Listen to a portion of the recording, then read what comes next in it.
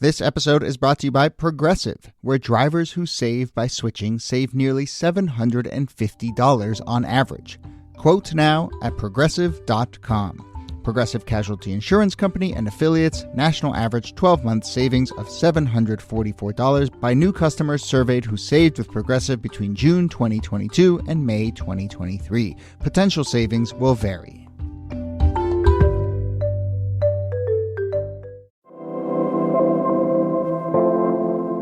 Hello and welcome to This Day in Esoteric Political History from Radiotopia. My name is Jody Avirgan.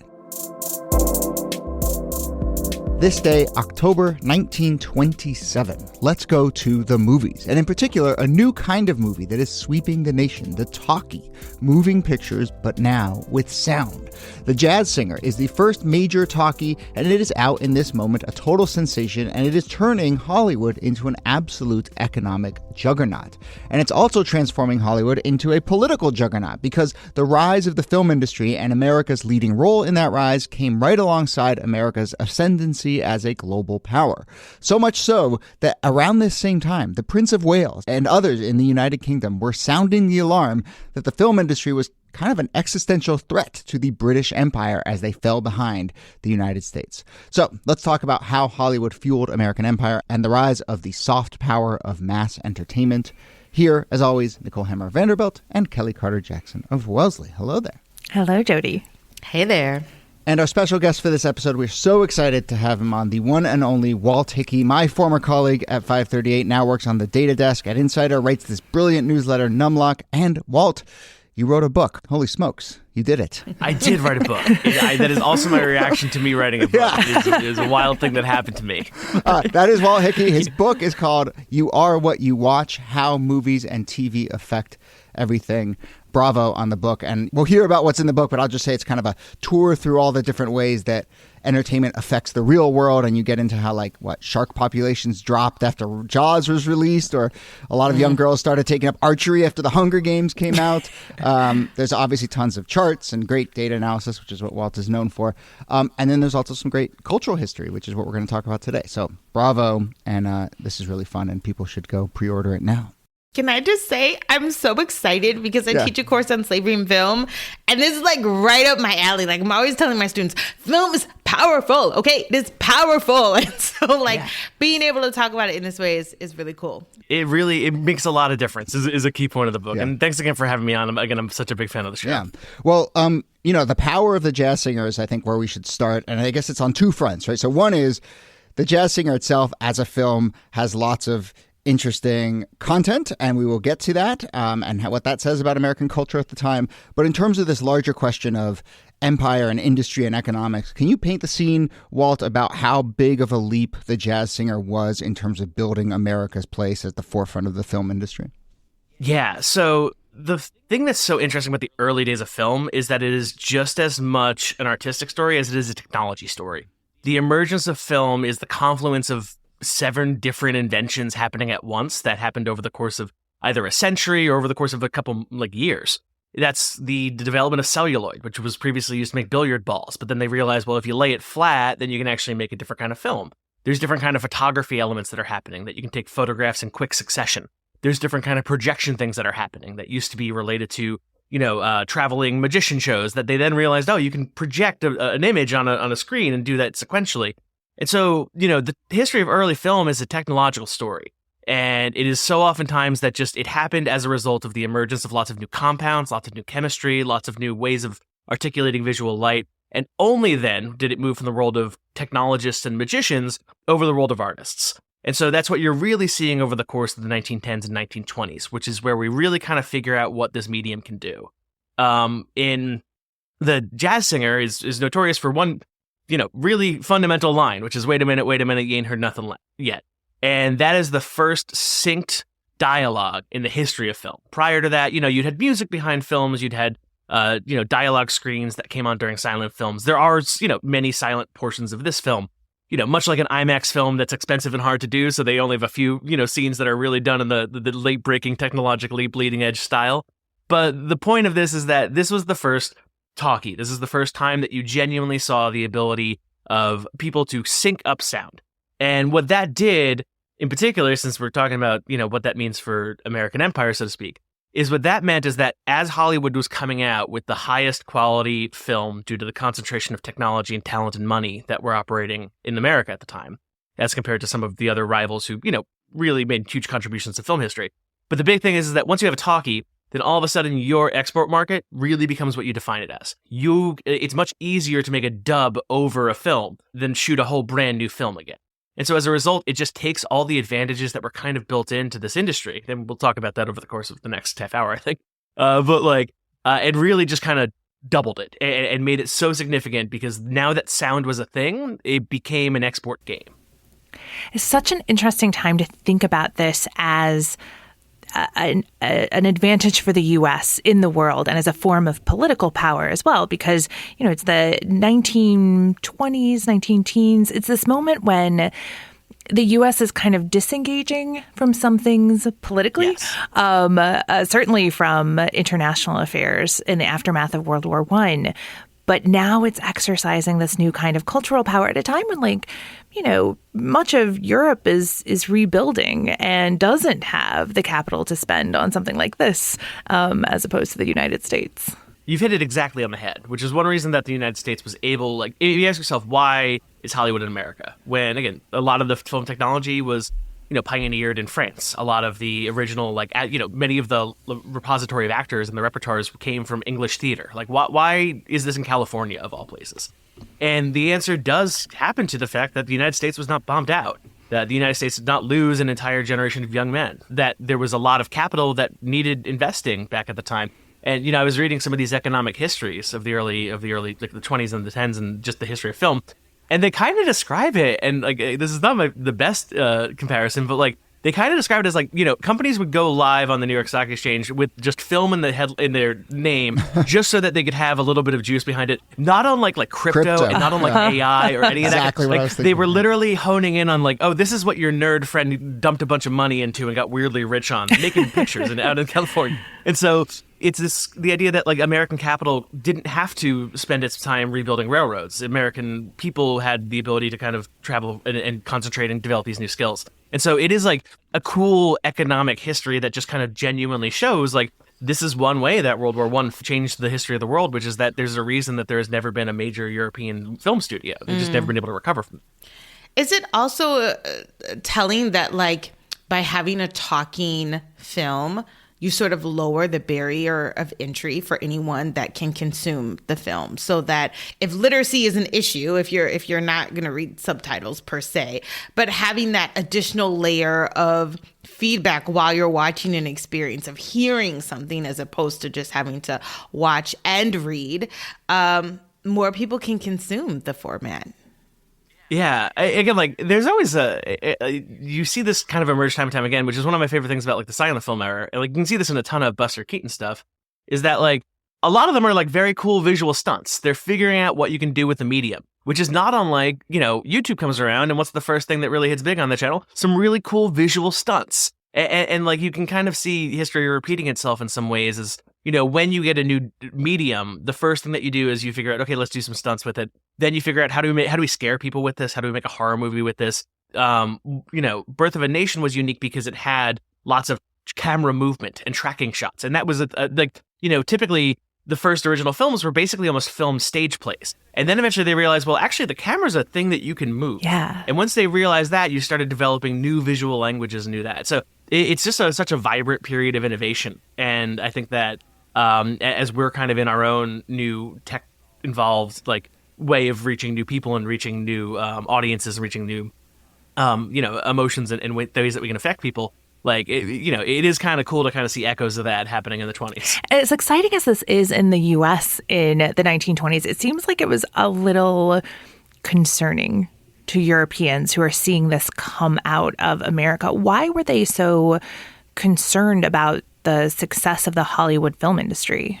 Yeah, so I'll actually just, if it's with your indulgence, I'll just read a quote from the London Morning Post that reported on this event that the Prince of Wales talked to at the British Film League, because I think it just totally sums it up, which is they wrote, if the United States abolished its diplomatic and consular services, kept its ships and harbors and its tourists at home, and retired from the world's markets, its citizens, its problems, its towns, and its countrysides, its roads, motor cars, counting houses, and saloons would be familiar with the utmost corners of the world. The film is to America what the flag was once to Britain.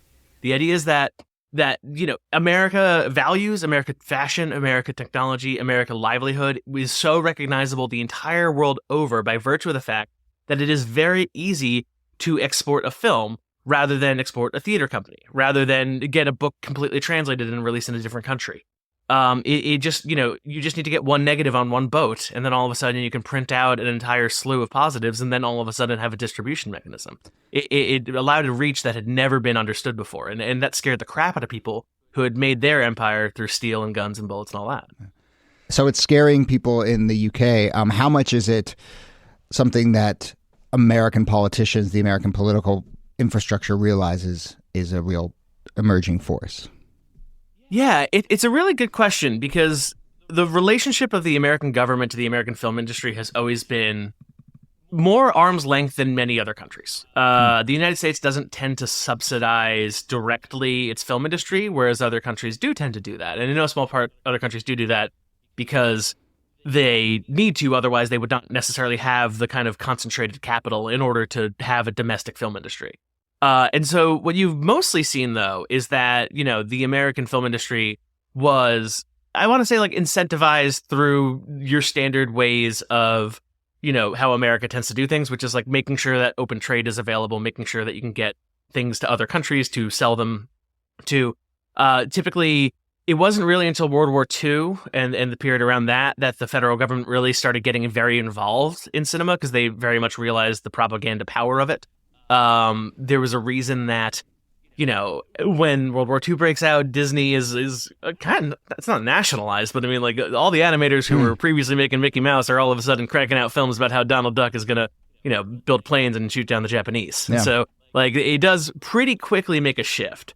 But that being said, this kind of, if you're talking in the 20s and the 30s, the mentality of the American government has historically been the business of America's business, and they really did attempt to foster that.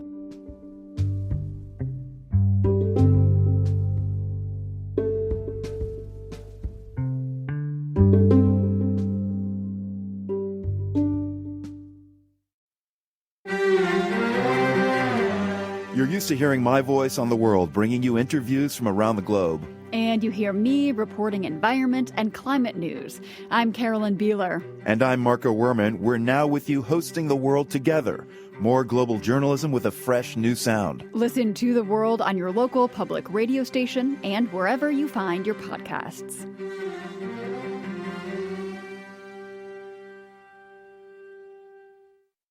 One more piece of context before we then get into the jazz singer itself, which is a really, interesting moment. But can you just kind of paint a picture, and I know you do it in the book, of just like the scale when we talk about film industry emerging as a major economic force? I mean, it's funny you bring up crypto, because, sometimes you read the numbers around crypto and you're like, how can those numbers be real? And I worked on this series last summer about Hollywood in the 40s and 50s, but part of that was sort of describing how big the film industry was in the 20s and 30s. And I had that same feeling of like, these numbers can't be right. It can't be that like 1 in 3 Americans is going to the theaters every week or whatever it is. But can you just sort of paint that picture, just like how massive an industry we actually are talking about in this period?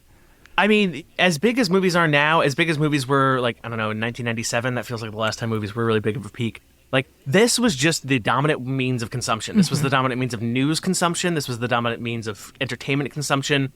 There was just a genuine ocean of money in this. And like, the idea was that it's similar to what kind of digital technology empowered for us, was that it's a lot of upfront cost to develop the product, but then extremely low, all things considered, distribution costs. Again, it used to be like the economics of it were really interesting in the sense of like, on a good night, like a great vaudeville performer, the best actor in the world, let's say, could do 3 shows. And they could do 3 shows in one city by doing the matinee, then doing the early one, then doing a late show, and they could probably reach 3,000 people.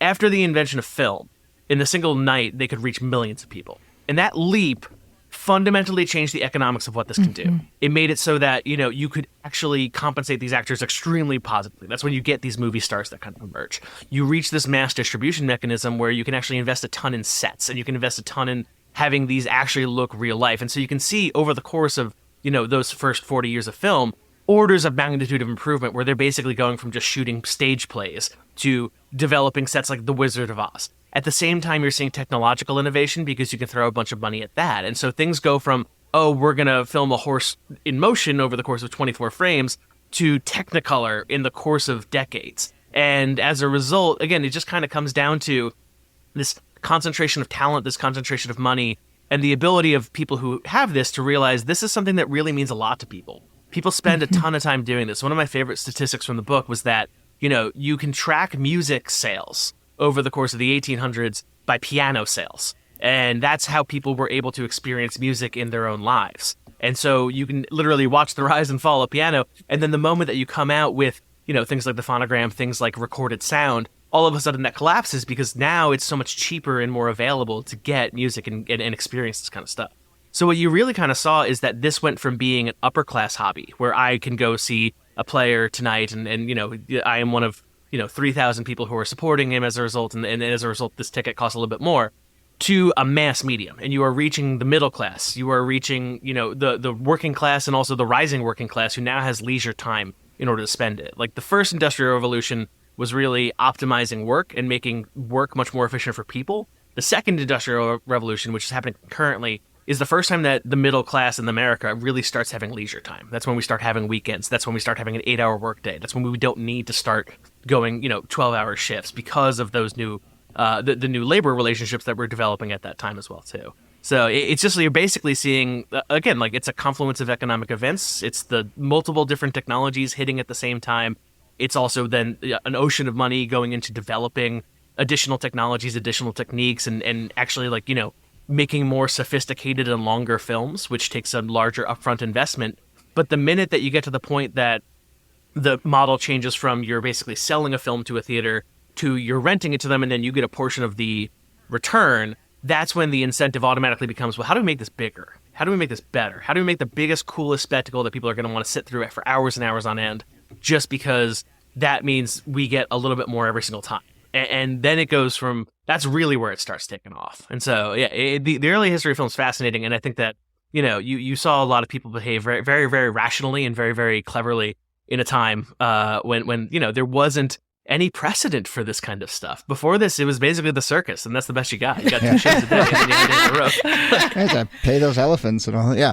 This to me is all really exciting, but at the same time, I understand why people would be incredibly fearful of a medium like this for all the reasons that you just laid out. Like I think about the NAACP and how one of their first major movements was to protest or to boycott Birth of a Nation, and how they understood how you can not just export images but export ideas when it came to anti-blackness and racism. And something that the jazz singer does so much is blackface, and you see how these ideas spread like rapid fire, and given the wrong idea or a problematic idea, that these things can create culture and catch on very quickly. There's a real fear about how this medium can get weaponized.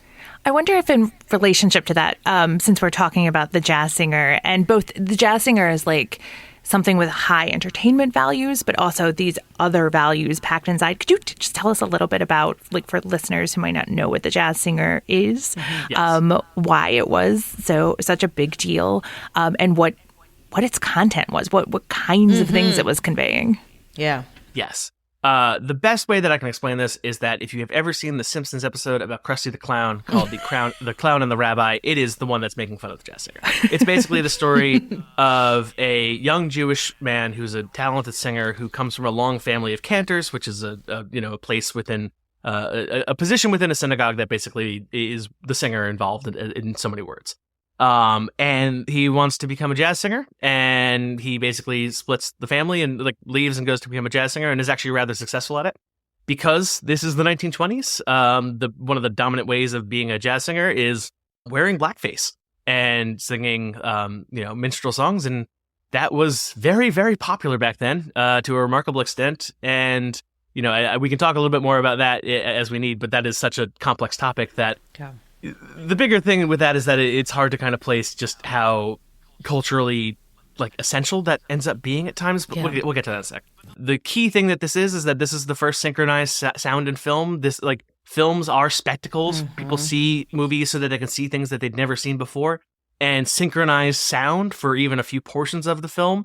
That's something that's never been done before. And so that got a lot of eyeballs, that got a lot of attention. The entire enterprise got a special Academy Award. The film was so unique that they decided that it could not compete for Best Picture because they thought that would not be fair to the other silent films that were in it. And then within a year or two, there were just no more silent films. And so as a result, it is literally one of the era-defining films that really has never happened before or again. The closest, like, it's like, you know, you see all this stuff about the Sphere right now of just being like, oh, well, maybe that's the future of films. Like, it's just like, it's something so unique that it's almost like a theme park attraction and not a film at a certain point. And so the upshot of that is basically, you know, it's the classic story. Like, obviously, he and his father come to a reconciliation of sorts, and there's an important moment of, you know, the difference between your career and your tribe and your family and all that. But, you know, it's just kind of that classic story. It's been remade like 5 times. Neil Diamond was in one of them in the 70s. But yeah, well, before we get serious about the content, what was the film that won the Oscar that year because the jazz singer sat out? This is the equivalent of when Hakeem Olajuwon won an NBA championship because Michael Jordan was retired, and now I've always wondered, like, does he feel a little bit like, you know? Is there an asterisk? You got it? So it'd be. Do you have it in that brain of yours? I got it. It's not off the. You got it? I got it. Because it's Wings. Wings. I mean, that makes sense. Wings is pretty cool. Wings is another example of, and there's another chunk in the book about this, of the U.S. Army directly supporting the film industry to advance their own ends. That happened in Wings. It'll happen again. Anyway, I wonder what the makers of Wings felt when they won because the jazz singer was elation. Yeah, they probably felt fine. I know, right? But Kellie, you teach a course on film. I mean, do you talk about the jazz singer? Do you have thoughts on kind of the content of it? We do talk about it a little bit because we spend time just talking about blackface. We mostly talk about it in terms of Birth of a Nation because that's sort of the first film that like a lot of students are introduced to. The films that we look at deal directly with slavery. So the Birth of a Nation is like perfect for that. But I think students are disturbed when they see the blackface because they don't realize how popular it was and even acceptable, I guess you could say. Like, even among certain black audiences, that would not be the major grievance, would not be blackface. And you think it would, but even in like when the NAACP is protesting, it's not about the blackface. It's about the ideas of like racism and sexual assault and all of that come into play at the forefront than it is blackface. But by the time you get to the, you can correct me if I'm wrong, Walt, but like the 40s and 50s, blackface sort of starts to fade a little bit. And you do get more actors, black actors, playing themselves as black actors. Yes. It's very fair to say. And like one reason, again, like, you know, there are cultural trends. And the initial batch of film actors were folks who had made it in vaudeville. And they were either the children of vaudevillians or they were vaudevillians. And a very popular type of vaudeville act was the minstrel show, was blackface, was this kind of thing. And so naturally, when they're like, oh, there's a new medium, what do we do with it? They just said, well, let's just take the show on the road. But like, to your point, though, I think that people underestimate how significant sometimes this is. And like we were talking a little bit before we started rolling, but like Mickey Mouse was very influenced by the jazz singer. The reveal of the jazz singer and the financial success that resulted convinced Walt Disney that he had to have synced sound with the animation of Mickey Mouse that was about to come out. And so subsequently, they invested a ton of time and resources at the Disney company to start doing that. And that's also not in no small part because Mickey Mouse's design is evoking the blackface design of that era as well, too. These characters, specifically these animated characters from that era, are all in conversation with what's going on in the mainstream media at the time, and a no small part of the mainstream media at the time does involve people performing in blackface. All right. Well, as we start to wrap up, I will just say, obviously, this string continues to play out throughout the 20th and into the 21st century. And, you know, you mentioned World War II and then into the 50s. And then, you know, we end up with a movie star president and we end up with, you know, this soft power continues to play out. But it's really fascinating to think about the sort of seeds of it from the very, very beginning of the film industry. Walt, as we go, you want to talk a little bit about some of the other stories from your book, any other favorites? And then we should also say, because I think this episode is coming out just in time for people to sneak in. I notice you're running a little pre-order special on your website. So this is free plug anything time. Go. Plug anything. All right. I will hit that. So the book is called You Are What You Watch. I wrote the book because I had been a pop culture reporter at 538 for like 5 years, and I kept on seemingly circling this one big story where I would always talk to people, and they would always talk about how a movie had changed their life. It made them pick their career. Seeing someone in a role in a movie convinced them that they themselves could be a doctor, could convince them that they themselves could go into a craft. And so I eventually set out to basically figure out what are the ways that pop culture actually affects people? What are the ways it reverberates around society?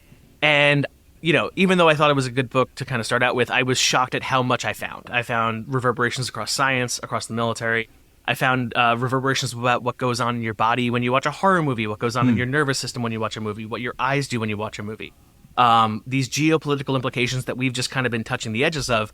You know, how countries like the United Kingdom, Japan, South Korea have been able to use their pop culture as a soft power to really get their countries in a different geopolitical status than they might otherwise have been.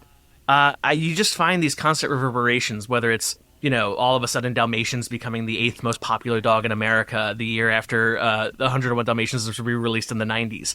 And you just have to take a step back and you think, like, this has such a big... You're talking 40,000 animals whose lives were fundamentally changed because Disney decided to re-release an animated film. And as a result, I'm so enamored with this topic, and I get to talk to some really fascinating people and some really fascinating scientists and researchers and academics and historians, and I just had a blast reporting it. It's a really fun one. And making cool charts, yes. A lot of cool charts. I worked with this brilliant designer, Heather Jones, on these charts. And like, I just learned so much writing it and reporting it, and I had such a good time doing it. And so if you enjoy data, or if you enjoy pop culture, or if you enjoy history, give it a look. It's called You Are What You Watch. And like Jody was saying, there's a fun little pre-order campaign where if you order it before the book is out on October 24th, and you go to, I have this fun little website figured out, whatyou.watch. You just got to fill in some information, you get a free print. There you go. Nice. I did that. I'm looking forward to my print coming in the mail, and we will put a link in the show notes to that so people can go pre-order the book or post-order the book, whenever you get around to it. Go ahead and buy the book. It's a great gift for dads and grads, which is definitely the time of year that we're in right now. All right, Walt, this has been really fun, and let's find other tidbits in the book to have you back on the show sometime, maybe next year. I love that. It's great to see you, and congratulations again. Thank you. And Nicole Hammer, thanks to you. Thank you, Jody. And Kellie Carter-Jackson, thanks to you. My pleasure. Thanks for listening. Our researcher and producer is Jacob Feldman. Our producer is Brittany Brown. Our transcripts, which you can find on our website, are done by Kala Nakua. This Day in Esoteric Political History is a proud member of Radiotopia from PRX, a network of independent, creator-owned, listener-supported podcasts. Audrey Mardovich, executive producer. Yuri Lasordo, director of operations. Thanks to all of you who support this show by being members of Radiotopia. Find transcripts, sign up for our newsletter, find us on social, suggest topics, all that and more at our website, thisdaypod.com. See you soon.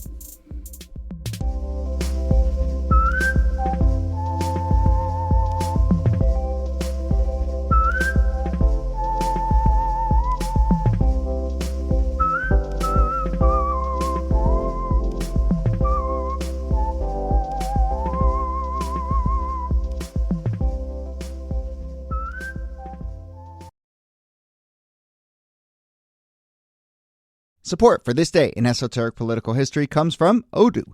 What is Odoo? Well, Odoo is the only software your business will ever need. Featuring a suite of integrated business applications, Odoo connects your business operations together so you can get more done in less time. Odoo has apps for everything: CRM, accounting, sales, HR, inventory, marketing, manufacturing, you name it, Odoo's got it. To learn more, visit odoo.com/thisday. That's odoo.com/thisday.